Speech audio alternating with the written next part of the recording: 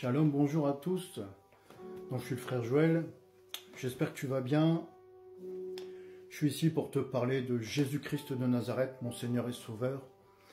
Et voilà, j'ai envie de te communiquer ce que moi j'ai reçu, de te parler de ce que moi j'ai reçu, et puis aussi de te lancer une invitation en te présentant une bonne nouvelle, parce que j'ai une bonne nouvelle à t'annoncer ici.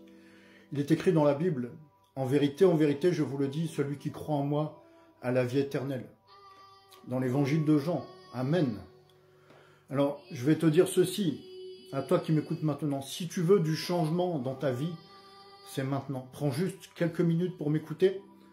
Prends juste quelques minutes pour m'écouter. Imprègne-toi des paroles de la Bible que je vais pouvoir ici diffuser. Je ne vais pas en diffuser beaucoup, ça ne va pas prendre trop de temps.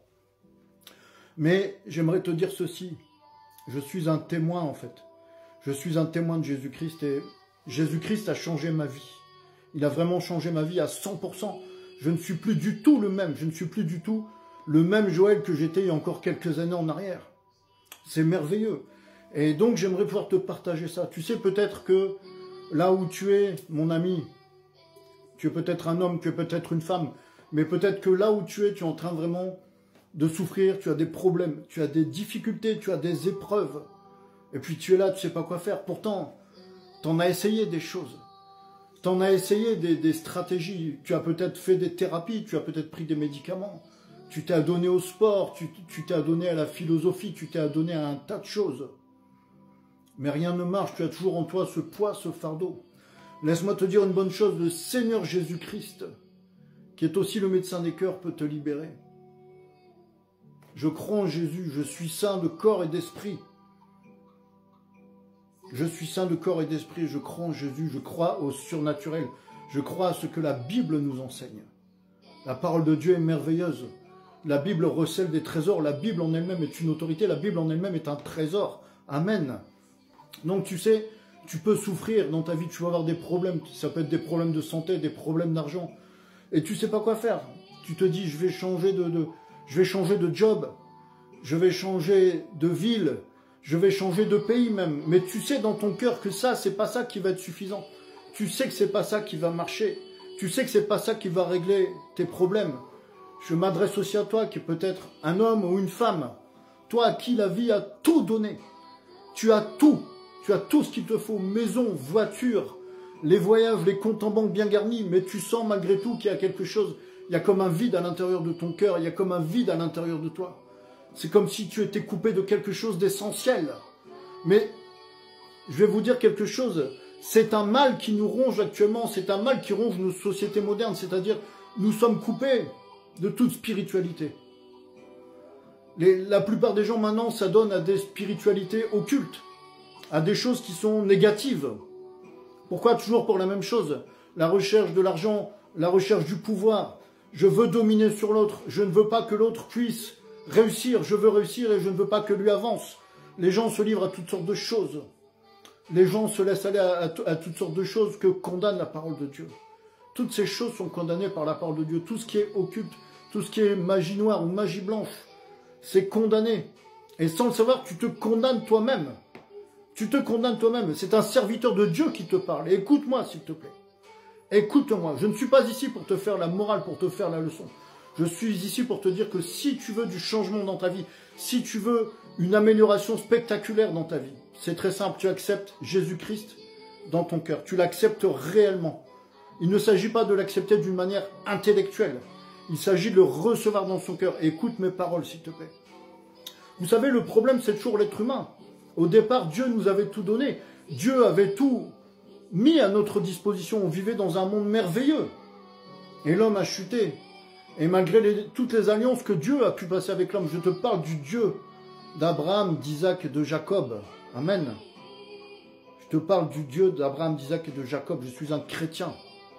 Je te parle de Jésus-Christ, mon Seigneur, mon Sauveur. Je vais te dire quelque chose, le Seigneur Jésus est le même hier, aujourd'hui, éternellement. Tu peux avoir des problèmes, tu peux souffrir dans ton cœur. Tu peux avoir la maladie. Tu as peut-être essayé beaucoup de choses, rien n'y fait. Toi qui as l'argent, toi qui as les comptes en banque bien garnis, toi qui as tout réussi en apparence, tu sens du vide en toi. Il n'y a que Jésus qui peut changer cela. Il n'y a que Jésus qui peut changer cela, parce que l'homme est toujours amorcé par les convoitises de son corps. L'homme est toujours amorcé par la jalousie, par l'envie, par toutes ces choses.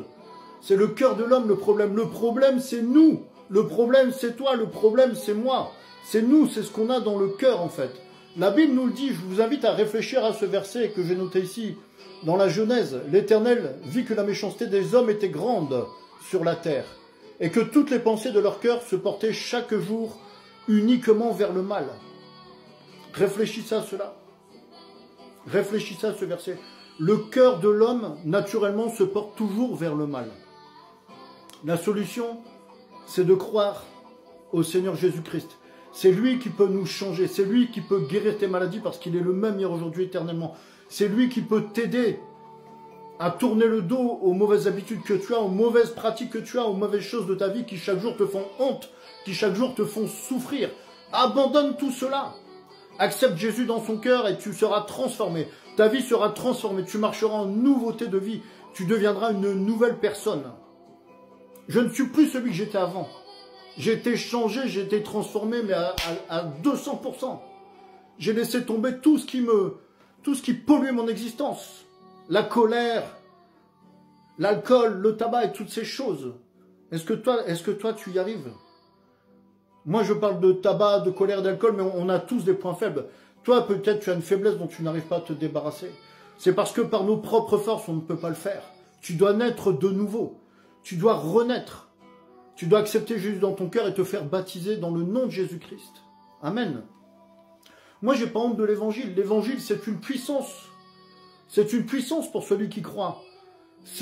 L'évangile, c'est le salut. C'est ce que nous dit la Bible dans le livre de Romains, au chapitre 1. Car je n'ai point de l'évangile, c'est une puissance de Dieu pour le salut de quiconque croit. Donc peut-être que tu te dis non, ce type, ce Joël qui me parle, c'est un exalté, c'est un fou furieux. Mais ça, c'est pas mon problème.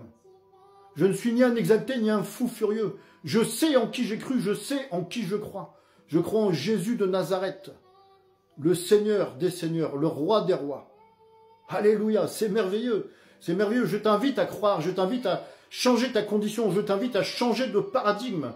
Change de paradigme, fais demi-tour dans ta vie. Abandonne toutes ces choses mauvaises. En Jean 14,6, Jésus nous a dit « Je suis le chemin, la vérité et la vie, et nul ne vient au Père que par moi. » Si tu acceptes Jésus dans ton cœur, tu vas connaître le Père. Tu sauras qui est le Père. Tu sauras qui est le Père. Jésus nous a laissé 2 commandements nouveaux à la fin des évangiles. Il a laissé 2 commandements nouveaux. Tu aimeras le Seigneur ton Dieu et tu n'auras point d'autre Dieu devant ta face et vous vous aimerez les uns les autres. Et tu aimeras ton prochain comme toi-même. Amen. Celui qui accomplit ces 2 commandements que le Seigneur Jésus a laissés à la fin de sa vie accomplit toute la loi.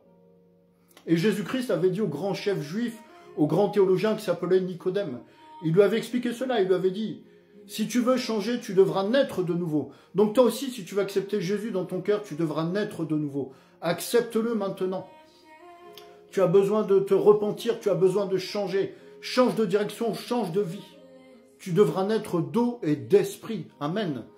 Jésus avait dit à Nicodème cela, c'est dans l'évangile de Jean au chapitre 3. En vérité, je te le dis, si un homme ne naît d'eau et d'esprit, il ne peut entrer dans le royaume de Dieu.